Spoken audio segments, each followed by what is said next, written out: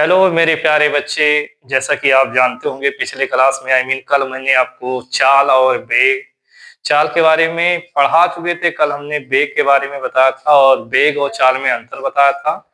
और मैंने बात किया था तोरड़ क्या है और तोरड़ क्या है इसके बारे में हमने बताया था, और मंदन क्या है ये भी बताया था। और ये सारी चीजें हो गया था। और किस दशा में तोरण जीरो होगा, किस दशा में माइनस होगा, ये सब हम पिछले क्लास में बता दिए हैं। नहीं देखे होंगे तो जाके देख लीजिएगा। आज हम पढ़ने वाले हैं रेखीय गति के समीकरण। तो रेखीय गति के समीकरण के बारे में आज हम पढ़ने वाले हैं, और ये कितने समीकरण होते हैं और कैसे आते हैं, ये आज का क्लास इसी पे होगा। तो आज हम पढ़ने वाले हैं, हेडिंग डालते हैं रेखीय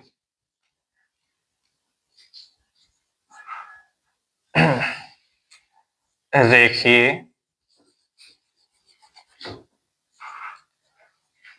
रेखीय गति के समीकरण। आज हम पढ़ने वाले रेखीय गति के समीकरण। तो रेखीय गति के समीकरण ये जो होगा, क्या होगा, जब हमारी कोई बॉडी सीधी रेखा में गति करता है तो उसका जो वेग है, विस्थापन, समय और त्वरण, इन सब के बीच जो संबंध व्यक्त करने वाला जो समीकरण होगा उसी को हम क्या कहते हैं, गति का समीकरण। यानी कि एक ऐसा समीकरण हो जिसमें हमारा वेग, समय, विस्थापन, त्वरण, इन सब के बीच में क्या हो, संबंध को क्या करे, दर्शाए, संबंध को रिप्रेजेंट करे, तो वो ही हमारा क्या होगा, गति का समीकरण। तो गति के समीकरण पहले हम देख लेते हैं कि गति के कितने समीकरण होते हैं। तो गति के हमारे कितने हैं, रेखीय गति के समीकरण। तो ये जो हम समीकरण लिख रहे हैं, गति के रेखीय समीकरण है, ये तभी वैलिड होगा जब कोई हमारी बॉडी एक बी में, मतलब एक डायरेक्शन, मतलब 1D में, और वो सीधी रेखा में गति करेगा, उन्हीं के लिए क्या होगा, इक्वेशन वैलिड होगा। तो रेखीय गति के कितने समीकरण हैं, 3 हैं। तो यहां हम लिख देते हैं कि रेखीय गति के कितने समीकरण हैं, 3 हैं। तो यहां पे हम लिख रहे हैं रेखीय रेखीय रेखीय गति के 3 समीकरण हैं जो निम्न है। पहला, फर्स्ट जो हमारा है, b बराबर u प्लस ए टी, और हमारा जो सेकंड जो हमारा है, यश बराबर U T plus half A T square, और जो हमारा थर्ड है, बी स्क्वायर बराबर you square plus 2a yes. तो यहाँ पर हम चीजों को लिख रहे हैं कि जहां जो संकेत है वहां संकेत के बारे में हम यहाँ रिप्रेजेंट कर देते हैं। जो हमारा बी है, ये जो हमारा वस्तु है, वस्तु का अंतिम वेग है। यू जो है वस्तु का प्रारंभिक वेग है, और यश क्या है, वस्तु द्वारा हुआ विस्थापन या वस्तु द्वारा हुई विस्थापन यानी डिस्प्लेसमेंट। टी क्या है, समय अंतराल। समय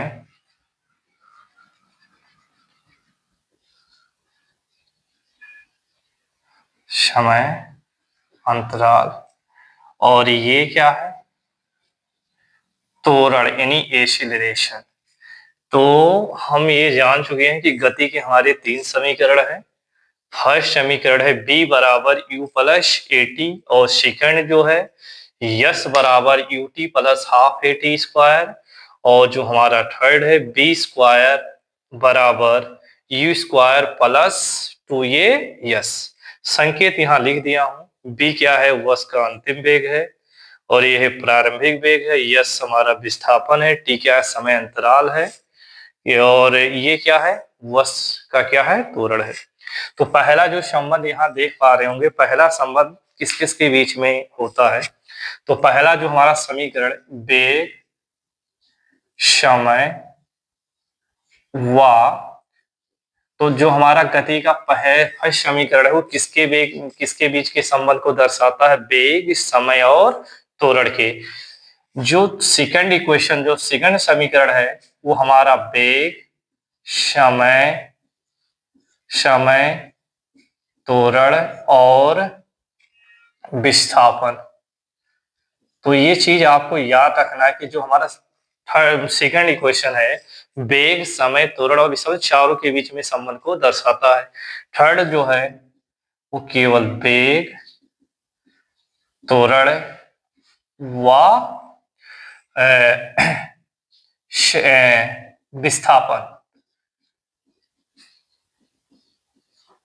विस्थापन के बारे में क्या करता है, रिप्रेजेंट करता है।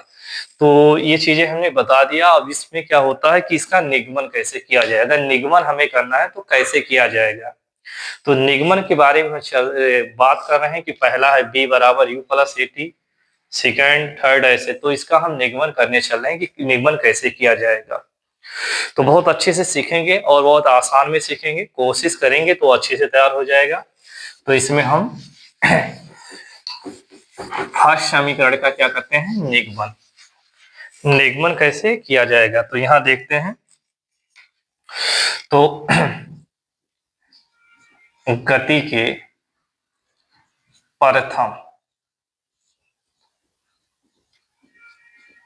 समीकरण का निगमन। निगमन का बहुत बच्चे नहीं जान पाते हैं। निगमन का मतलब वो जो फर्स्ट समीकरण है जो हमारा गति का फर्स्ट समीकरण यही तो है, b बराबर u प्लस ए टी। तो इसका निगमन हम कैसे करेंगे, इसका निगमन हम कैसे किया जाएगा, इसका निगमन हम कैसे करेंगे, ठीक है। तो ये फार्मूला कैसे आया है, तो बहुत आसानी से हम बात कर रहे हैं कि इसका निगमन कैसे किया जाएगा।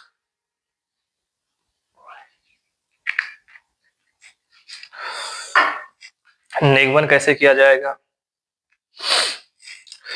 तो अब हम देखिए बहुत आसानी में इसका निगमन हो जाएगा।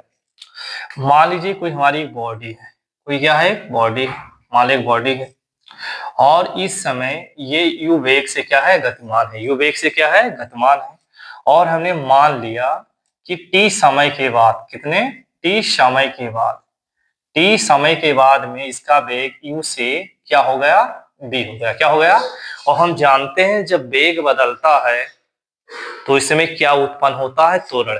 तो हमने मान लिया कि कोई बॉडी है, स्टार्टिंग में कितने वेग से गतिमान थी, u, और t समय के बाद में इसका वेग क्या हो गया, v हो गया। क्या हो गया, v हुआ।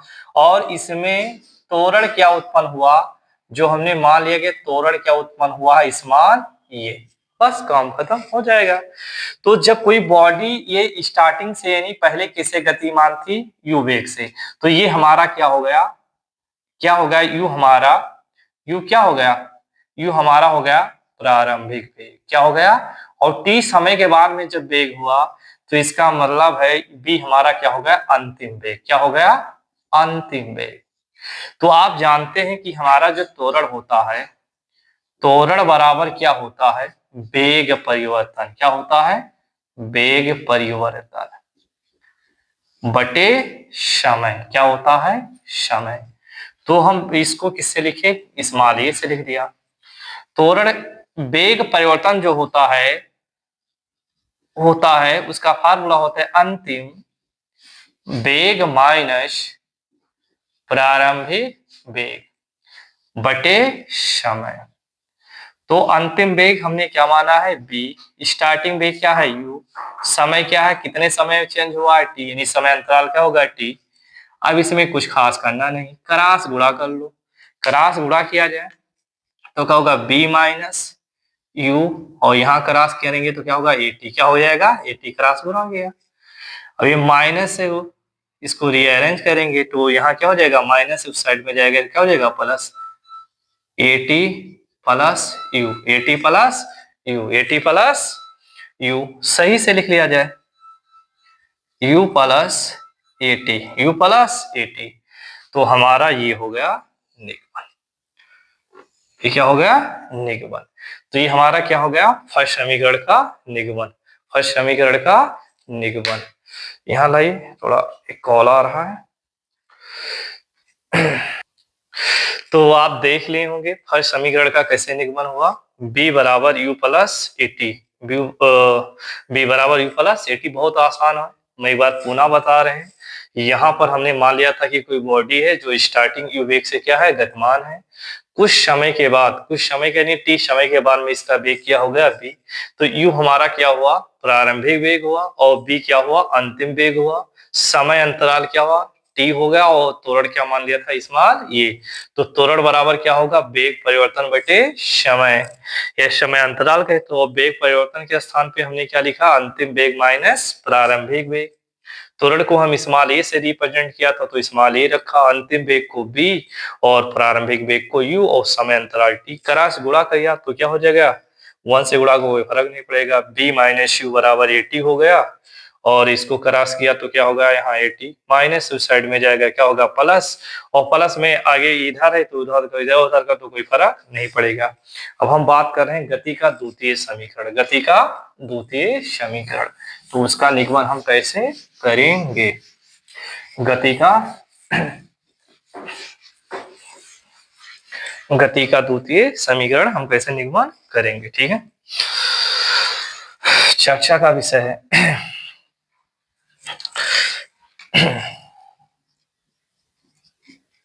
गति के द्वितीय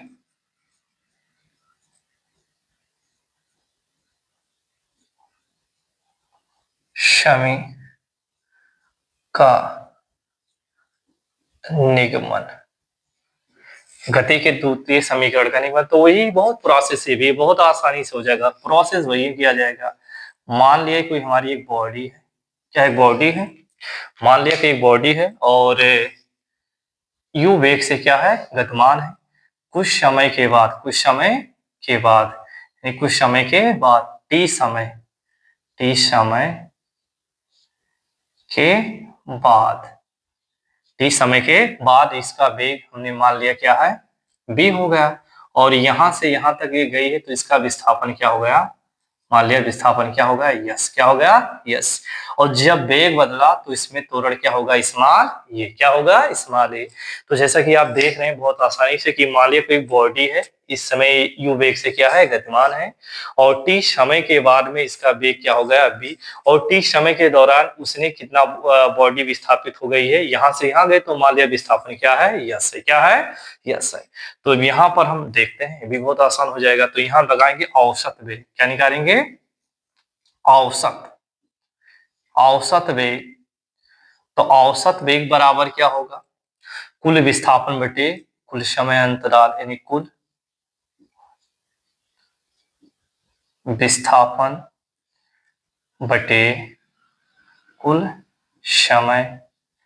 तो औसत वेग कैसे निकालेंगे, यू वी था तो इसको जोड़कर जो आधा कर देंगे U plus B, U plus B बटे 2। कुल विस्थापन क्या है, यहां से यहां गया तो कुल विस्थापन यस हुआ, कितना समय लगा टी, बस यहाँ कुछ करना नहीं, क्रॉस गुणा किया जाए तो क्या हो जाएगा 2s, क्या हो जाएगा 2s, 2s हो गया, क्रॉस गुणा किया जाए तो क्या होगा u plus B into T, ठीक है। अब हम जानते हैं, हम जानते हैं ये u है और b का हम जानते हैं b क्या, b के स्थान पे लिख सकते हैं u प्लस ए टी और यहाँ t है, तो जैसा कि हमने यहाँ लिख दिया कि b बराबर हम क्या लिख सकते हैं u प्लस ए टी, तो कंफ्यूजन नहीं होना है कि जहां b था b के स्थान पे हमने क्या लिख दिया हूं u प्लस ए टी। अब यहाँ पर हम गुणा किया जाता है, या आप पहले जोड़ लें ये b है और b मिलकर क्या हो जाएगा 2, सॉरी ये u और u मिलकर क्या हो जाएगा 2u और यहाँ है 80,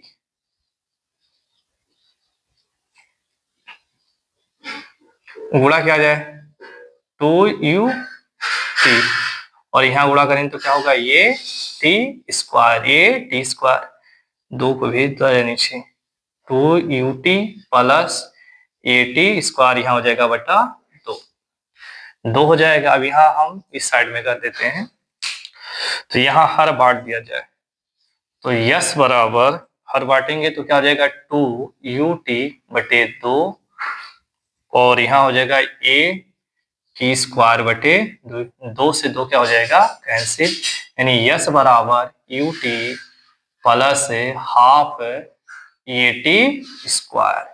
ठीक, गति क्या कहा गया, द्रुति। और ये तरीका एक और है, इंटीग्रेशन से भी किया जाता है, लेकिन आप 9th में यही सीखिए, क्योंकि इंटीग्रेशन समाकलन भी मेथड से किया जाता है, तो जो कि आपकी सिलेबस में नहीं है, जब आप 11 में जाएंगे तो वहां सीखेंगे। इसका एक तरीका और है, जो आप समाकलन द्वारा भी इसको निगमन किया जाता है, तो जो कि भाई आप 9th में हैं तो समाकलन के बारे में आइडिया नहीं होगा, तो यही चीजें बेसिक हैं, आप सीखिए, आप जब जाएंगे 11 में तो फिर सीखेंगे। तो ये हो गया गति का हमारा द्वितीय समीकरण, क्या क्या हो गया, निगमन। अब हम बात करेंगे गति का जो तीसरा समीकरण है उसका निगमन जो करना होता है, तो उसका जो निगमन होता है गति के पहले और दूसरे समीकरण के प्रयोग से उसका निगमन किया जाता है। उन दोनों समीकरणों को हम एक में मिला देंगे, मतलब दोनों का उपयोग करके हम तीसरा को हम क्या करेंगे, निगमन करेंगे। तो गति के हम तीसरे समीकरण का निगमन करने चल रहे हैं, ठीक है।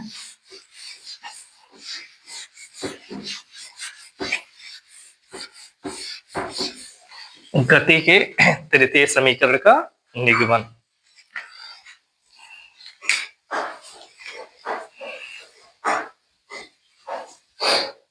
गति के तृतीय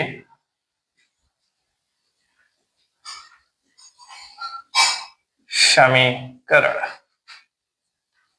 का निगमन। तो गति के तृतीय समीकरण का निगमन, तो गति के तृतीय समीकरण का निगमन है, तो इसका बहुत आसानी से किया जाएगा। 2 समीकरण हमारे मिल चुके हैं, फर्स्ट और सेकंड, उन्हीं का हम प्रयोग करके देखेंगे। तो गति का फर्स्ट समीकरण क्या होता है, b बराबर u प्लस ए टी, और सेकंड होता है यश बराबर U T plus half A T square. अब हम जानते हैं गति का जो हमारा सेकंड थर्ड समीकरण होता है बी स्क्वायर बराबर E square plus 2a, yes यही तो होता है। तो हम जान पा रहे हैं कि हमें जो थर्ड समीकरण इसका हमें निकालना है, तो उसमें बी स्क्वायर होता, क्या होता है, बी स्क्वायर होता है। तो आप देख पा रहे होंगे फर्स्ट समीकरण में यहाँ केवल बी है, तो हमें बी स्क्वायर का मिलेगा कि हम दोनों साइड में क्या करते हैं, वर्ग करते हैं, क्या करते हैं, वर्ग, तभी तो हमें बी स्क्वायर मिलेगा। तो हम समीकरण जो हमारा फर्स्ट है ये क्या है, बी बराबर यू प्लस ए टी, तो यहाँ लिखेंगे दोनों पक्षों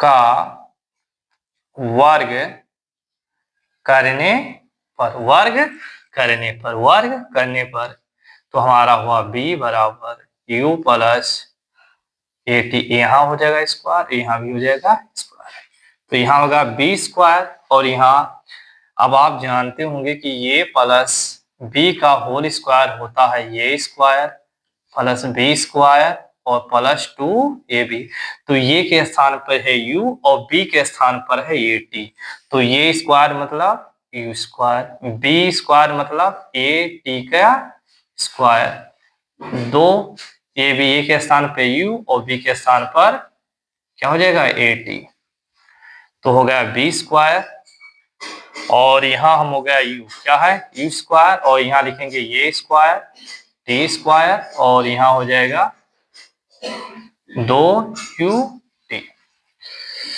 तो यहाँ पर इसको सही तरीके से लिख रहे हैं, इसको हम आगे लिख लिया यहाँ पर u ये t, और ये क्या होगा, ये स्क्वायर टी स्क्वायर। अब हमें समय वाला पोर्शन क्या करना है, जहां जहां टाइम है उसको हमें खत्म कर देना है। तो आप जान पा रहे होंगे कि हम जानते हैं कि जो समीकरण हमारा सेकंड है, इस प्रकार हम इसमें सेटअप बनाए कि जहां ut plus half at square बन जाए उसके स्थान पे हम क्या रख दें, यस। तो हम आइडियाज लेते हैं कि पहले बात तो आप जानिए कि दोनों में ये क्या है, कॉमन, उसको आराम से ले लीजिए, ये कॉमन, तो ये कॉमन ले लिया, तो यहां हो गया 2ut, क्या हो गया 2ut, और यहाँ ये निकल गया तो यहाँ बचा ये, और क्या हो गया t स्क्वायर, काम खत्म। फर्स्ट समीकरण में हमारा क्या होता है, फर्स्ट समीकरण में हमारा क्या हो, मतलब सेकंड समीकरण में ut है, लेकिन यहाँ क्या है 2ut, तो ut बनाने के लिए हम दो क्या लेंगे, कॉमन। तो मेरे बच्चों एक चीज जानिएगा, दो यहाँ कॉमन लिया तो यहाँ गया 2a और यहाँ हो गया ut। जब आप कभी कॉमन लेते हैं और जिस पार्ट में कॉमन नहीं होता है तो वहां क्या हो जाएगा, डिवाइड, क्या हो जाएगा, डिवाइड। तो दो यहाँ है तो दो निकल गया, लेकिन यहाँ दो नहीं है तो यहाँ पर क्या हो जाएगा, वो क्या करेंगे, दो से भाग। अब पुनः आप दो से अंदर गुणा करेंगे तो वही चीज आ जाएगा, जैसा देखो यहाँ दो से गुणा करोगे तो क्या हो जाएगा 2ut, फिर यहाँ जैसे दो से गुणा करोगे, दो से दो क्या हो जाएगा, कैंसिल। तो एक चीज आपको ये जानना है कि जब कोई चीज संख्या कॉमन दिया जाती है और वहां पर वो चीज कॉमन ना हो तो वो वहां पर कॉमन लेते समय वो संख्या क्या हो जाएगी, डिवाइड हो जाएगी। जिसे आप जाने, जैसे यहाँ 4 है और यहाँ 3 है, और हमने कहा नहीं हम यहाँ दो कॉमन लेंगे, तो दो हमने ले लिया, इस जिसे अपने भाषा में कहिए जबरदस्ती, कॉमन नहीं है लेकिन हो जाए, तो दो लिया तो यहाँ बचा दो, लेकिन क्या है 3 में 2 है, नहीं है, तो यहाँ क्या हो जाएगा, दो भाग हो जाएगा, यानी 3/। तो अब पुनः फिर इसके अंदर गुणा करोगे, हो जाएगा 2 दूनी 4, 2 दूनी 4, और फिर यहाँ गुणा करेंगे तो 2 उड़े 3/2 से 2 कैंसिल हुई, 4 प्लस 3। तो ये दिमाग में रखिए, अगर कॉमन नहीं तो भी कॉमन ले सकते हैं। अब यहाँ आप देखिएगा, और ये हमारा ये क्या है, यस है, क्या है, क्योंकि यस बराबर हम बताए हैं क्या होता है, ut plus half A T square, ठीक है। तो ये हमारा हो गया b स्क्वायर, यानी आ गया फाइनल b स्क्वायर बराबर e स्क्वायर प्लस 2 ये यस। तो गति के तीनों समीकरण का हमने निगमन कर लिया, फर्स्ट सेकंड और थर्ड। हमने जाना कि गति के कितने समीकरण होते हैं, 3 समीकरण होते हैं। पहला समीकरण होता है b बराबर u प्लस at, सेकंड होता है यश बराबर ut plus half at square, third होता है b स्क्वायर बराबर u square plus 2a yes. और ये तीनों के तीनों हमारे जो है तीनों के तीनों समीकरण हमारे क्या होंगे, जब कोई बॉडी रेखीय गति करेगी, यानी सीधी रेखा में गति करेगी तभी वो एक लिए वैलिड होगा। कोई नहीं सीधी, जैसे कोई साइकिल चलाओ तो वहां वैलिड होगा, या किसी बॉल को नीचे से ऊपर फेंक दोगे तो वहां पर ही ये वैलिड है। लेकिन जब वहां पर जब कोई बॉडी हमारा गुरुत्वीय त्वरण के अंतर्गत करेगा तो वहां ये के स्थान पे हम क्या रख देंगे, जी, क्या रखेंगे, जी, और वहां पर जो विस्थापन होगा वहां हाइट ले लिया जाएगा। तो आप इसको देखिएगा और देख लीजिएगा अच्छे से, फिर इसके बाद में हम आगे मिलते हैं। इस पे क्वेश्चन बनेगा, क्वेश्चन वगैरह हल करेंगे और एक बार इसको कॉपी में नोट करके प्रैक्टिस करेंगे, अच्छे से हो जाएगा। अब ये हम पढ़ रहे हैं तो अब इसके बाद में देखेंगे कि थ्योरी और है तो उसका थ्योरी और पढ़ाया जाएगा, और फिर इसके बाद में जो चैप्टर पूरा खत्म हो जाएगा तो सारे क्वेश्चन लिए जाएंगे जो अंकीय प्रश्न होते हैं आपके फिजिक्स में, वहां से सारे के सारे क्वेश्चन कवर किया जाएगा। जब पढ़ लिया जाएगा सारा तरीका, हर मेथड, फार्मूला, क्या क्या चीजें हैं, तो वहां सारे क्वेश्चन हम हल करेंगे। तो आपको अगर इसमें कोई सुझाव देना होगा या कोई भाई इसमें एरर हुआ या गलती होगा तो उसमें सुझाव जरूर दीजिएगा कि यहाँ सर आपने गलत पढ़ा दिया। आई मीन गलत तो नहीं है, पढ़ाया गया एक्यूरेट हो सकता है, कहीं बोले कुछ और हो, लिख दिए कुछ और है, तो सुझाव जरूर दीजिएगा और देखिएगा, एंजॉय कीजिए। कल मिलते हैं फिर।